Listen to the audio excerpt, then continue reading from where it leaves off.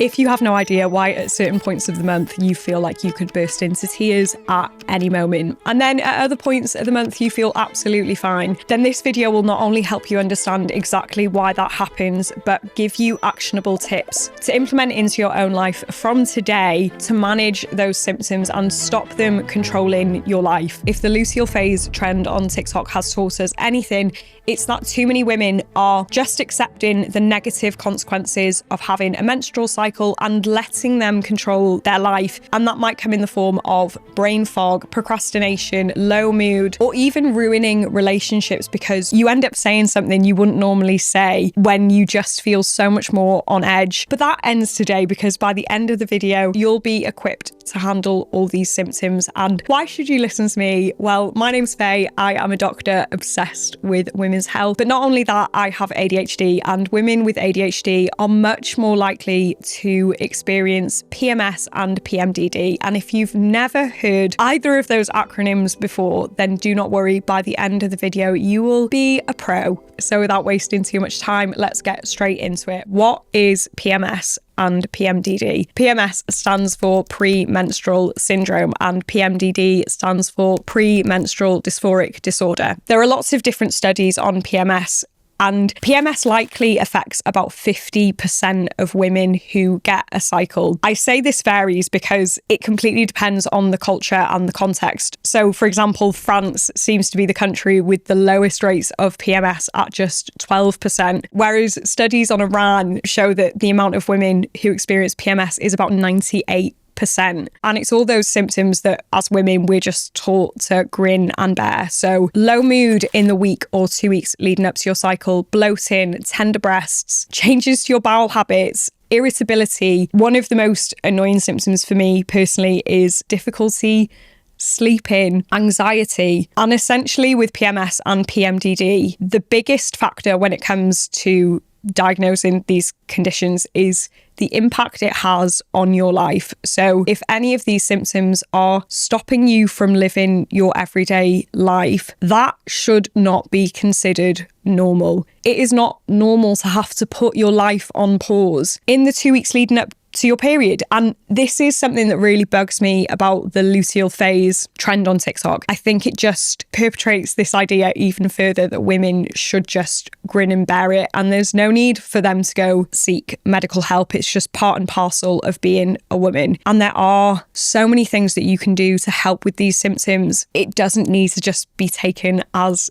given. So that's PMS. PMDD is often considered PMS's more severe sister, and a lot of women with PMDD don't really like it being described as that because PMDD is a very, very, very serious condition. Some studies have shown that women with PMDD may be 7 times more likely to end their own life by suicide than women without PMDD. And I don't think anything that increases your risk of suicide by that much should ever be swept under the rug or taken as just part of being a woman. But PMDD is essentially the symptoms of PMS that have more of an impact on someone's life. So if you find at certain points of the month you are having arguments with your partner that you are just inconsolable, like nothing they say or do can resolve that argument because your nervous system is so on edge and you just cannot seem to resolve that. Or if at certain points of the month you literally feel suicidal, that is more likely to be PMDD. But the most important thing is you go and see a doctor. This is not a diagnosis that I can give you over a podcast. But what I can do is make sure that you're aware of those symptoms and raise the alarm bell in your head that something is not right. And later in the episode, we will be coming on to how to approach a doctor's appointment if you are worried that you've got PMS or PMDD, because I think that is extremely important in this world of medical misogyny when often these symptoms are just dismissed. So when we think of the symptoms of PMS and PMDD, we can separate them out into 3 different categories. So psychological, physical, and behavioural. So psychological symptoms like mood swings, irritability, low mood, anxiety, and feeling overwhelmed. What's really interesting is we have science to explain why these symptoms happen. And I have no idea why this science is not more widely known, because I, for one, know that if I understood the science of what was happening in my body when I was a teenager, I would not have blamed myself for all those days when I felt probably too depressed to get out of bed and go to school, or arguments I had with people that felt really out of character, that when I was at a different phase in my cycle, I looked back on and held a lot of shame against myself for those things. The next set of symptoms are the physical symptoms. So breast tenderness, bloating, headaches, back pain, weight changes, acne, or digestive issues. And the actionable tips that we're going to come on to later, some of them target the psychological symptoms and others will help target the physical symptoms. Finally, there are behavioural symptoms, and my ADHD girlies out there, this one is really for you, because I know my brain fog in my luteal phase is debilitating. I feel like I cannot follow a single thread of thought often. So these symptoms are difficulty thinking clearly. Even food cravings can be different in this phase. But what's really interesting is you can even be more accident prone. But before I come on to some actionable steps that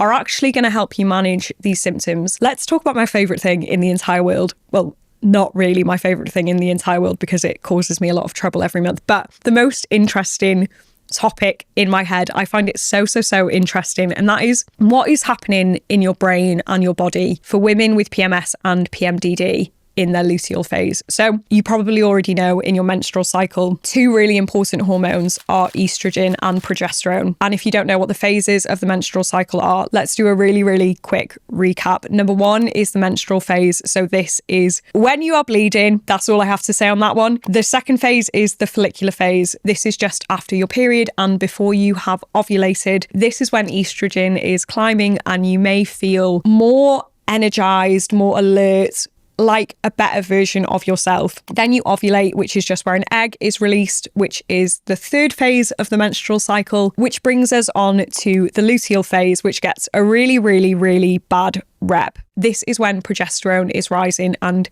estrogen is lower than in the follicular phase. We have estrogen and progesterone is broken down to a lot of things in the body. One of those things is called allopregnanolone, and that is an important compound that I'm going to need you to try and remember for just a couple moments. Now I want to talk about another compound in the body which you may not have ever even heard of, and it really shocks me that more people do not know about this chemical, because it is so important for your body's ability to relax. And that is GABA. So GABA is your body's inbuilt chill switch. And essentially, when GABA binds onto GABA receptors, it literally changes the amount of electrical activity that can happen within cells. And when less electrical activity can happen within cells, it literally relaxes your entire body. If you've ever had general anesthetic, so you've been put to sleep for a surgery, or you've ever taken a benzodiazepine, or even had a chamomile tea, you have taken substances that target the GABA receptor and have the aim of relaxing you. If that all seems a little bit complex, I want you to imagine your brain like a busy airport where GABA is like the air traffic controller. So when there are lots of planes circling, it's getting very busy. The air traffic controller is there saying, you have to wait your turn. You're not allowed to land right now. We've got enough going on. They are in control of making sure that there's not too much going on, essentially. Now we need to come back to allopregnanolone, which is that product of progesterone, the important hormone in the luteal phase of your menstrual cycle. So allopregnanolone binds to GABA receptors in the body. Now, what's really interesting about this is, in theory, that should have a calming effect on our body. But in women with PMS and PMDD, it doesn't have the effect that we expect. This is where the science gets a little bit complicated. It doesn't seem to matter how much progesterone or estrogen you have. What seems to matter in women with PMS and PMDD is the change in levels of progesterone and estrogen. What scientists think happens is the GABA system, so like your airport, has gotten used to a certain amount of allopregnanolone. So like imagine that as planes. And suddenly there is a change in the number of planes and the GABA system cannot cope. So like a small local airport, not really knowing what to deal with the change in air traffic. So your body's inbuilt chill switch, it is not working properly. So that is why something might happen in work that on any other day would not make you react in any sort of way. You'd be able to handle it and get on with the task at hand. But that same thing can happen in your luteal phase, and you may need to go lock yourself in a toilet and cry, or your partner might do something that doesn't annoy you the rest of the month. But at that point of the month, you are so much more annoyed by it. And it's not just that they have become more annoying. There is a physiological process going on that is preventing you from relaxing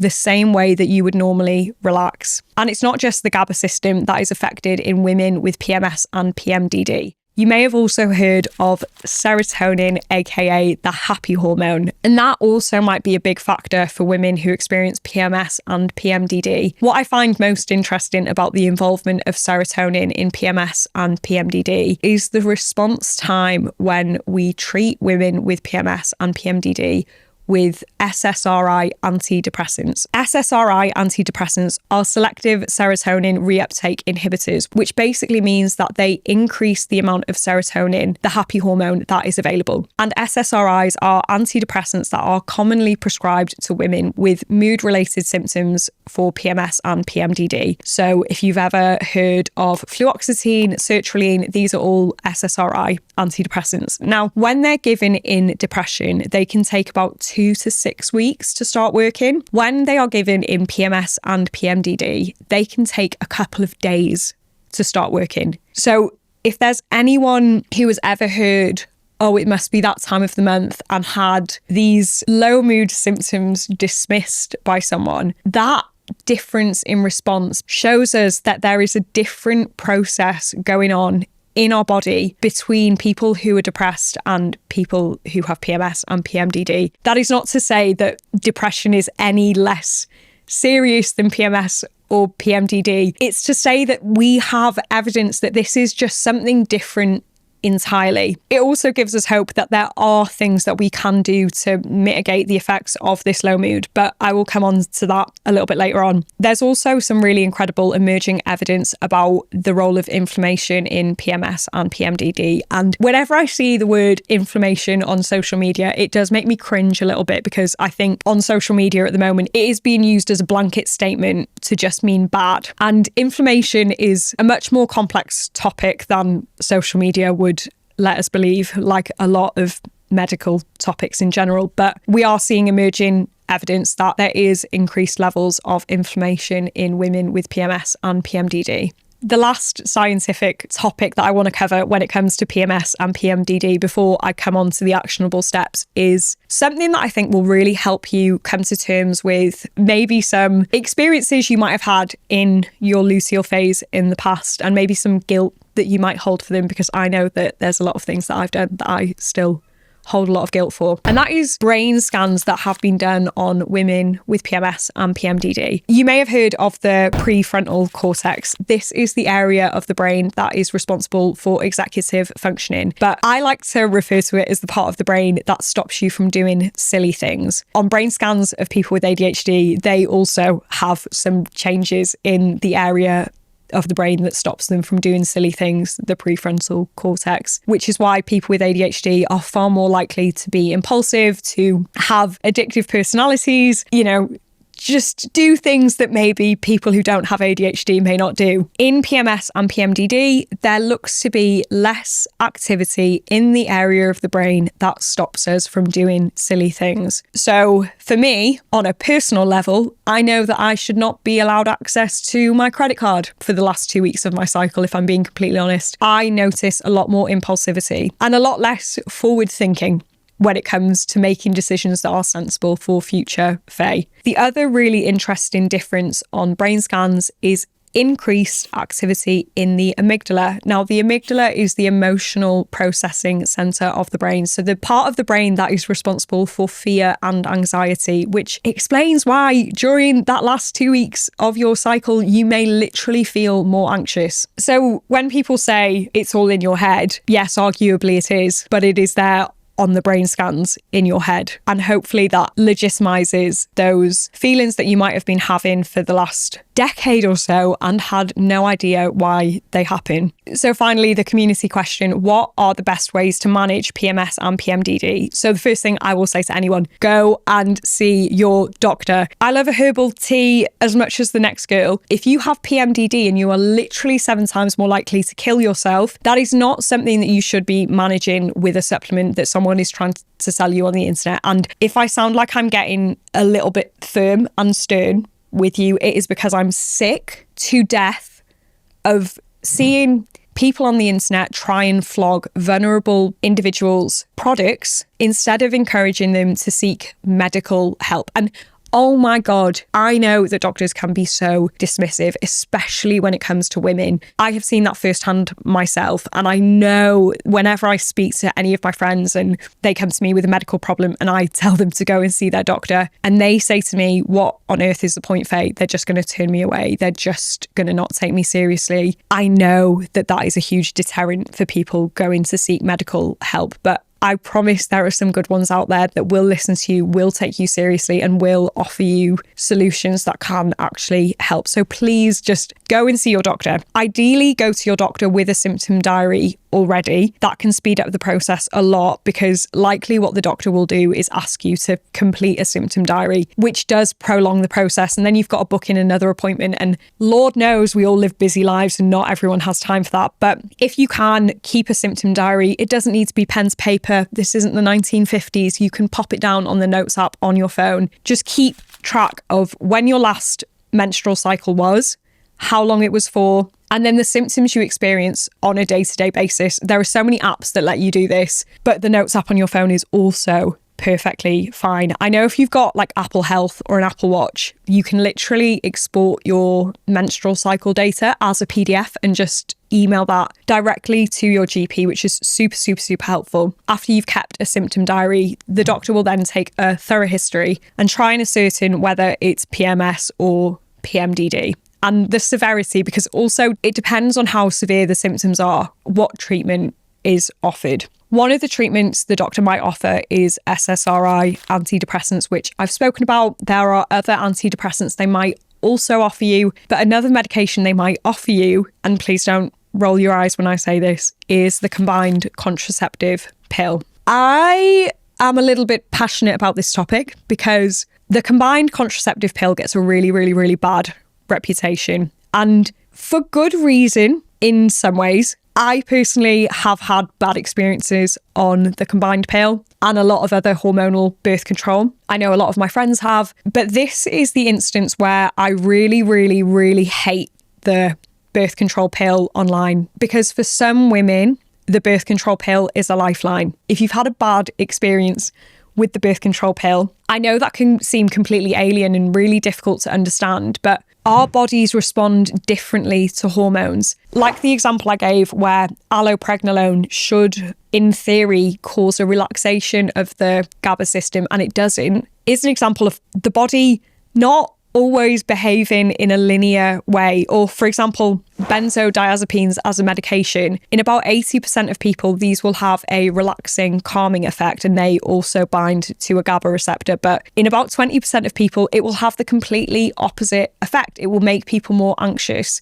Our bodies are not the same. Our bodies will have different reactions to the same medication. And that's really important to keep in mind if you are someone who has PMS or PMDD and the doctor suggests the combined contraceptive pill, and you've heard that your friends have had a bad reaction to that.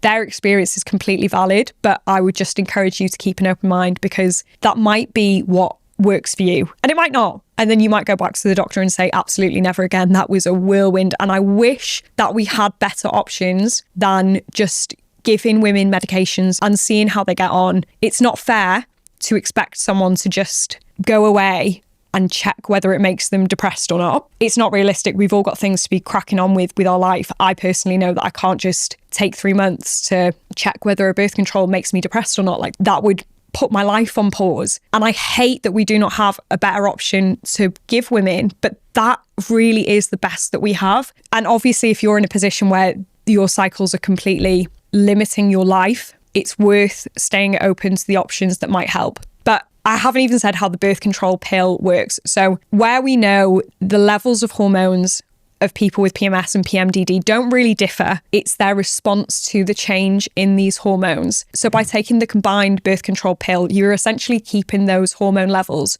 steady.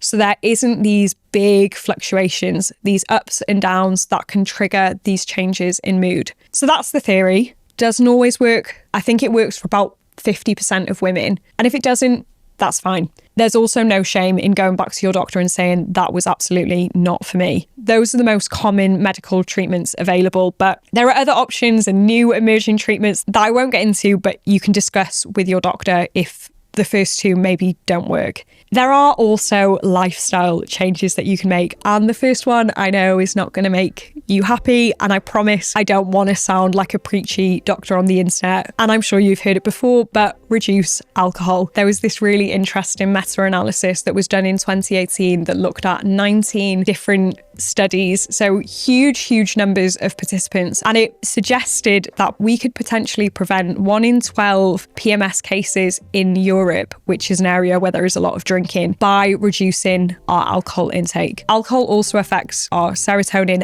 and GABA systems. So if you've ever experienced anxiety the day after a heavy night of drinking, you will have experienced the impact alcohol has on your GABA system, that anxious, overthinking, on edge sensation. That is similar to what a lot of women experience in their luteal phase. So I'm sorry to say it, cutting down alcohol should be top of your list.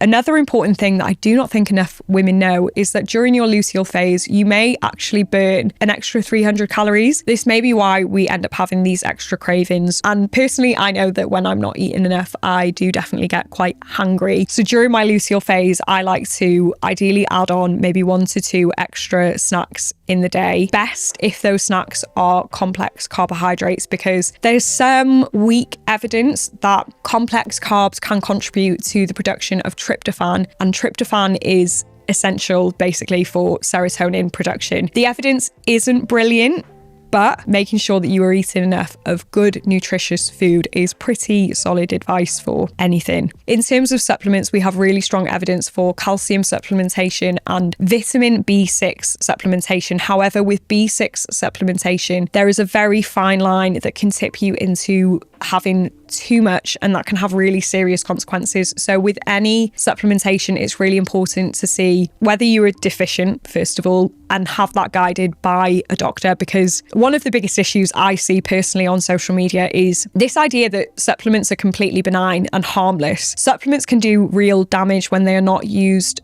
appropriately, and you don't want to be causing more issues for your health in an effort to prevent these health issues that you're dealing with. A final point on lifestyle is reducing stress. Now, how on earth do you reduce stress in this world that is constantly go, go, go? And it feels like stress is worn as a badge of honor. But I think with stress, it's really important to remember that a little bit of stress is good. A little bit of stress keeps us motivated. What I find helps me manage my stress is keeping stress and chill time segregated. So first thing in the morning, I kind of want to be a little bit stressed. I want to plow through my to-do list. But when it comes to 5 p.m, I want to be able to shut my laptop, switch off completely, turn on Netflix, have my chamomile tea, and set my body and my brain on this slow, relaxing trajectory towards my bedtime, so I can get into bed and I'm not thinking about all these different things that are happening in the day. And also, I don't expect my brain to just immediately switch off when I expect it to. Our brains are not an on and off switch. You need to give yourself time to relax, to unwind, to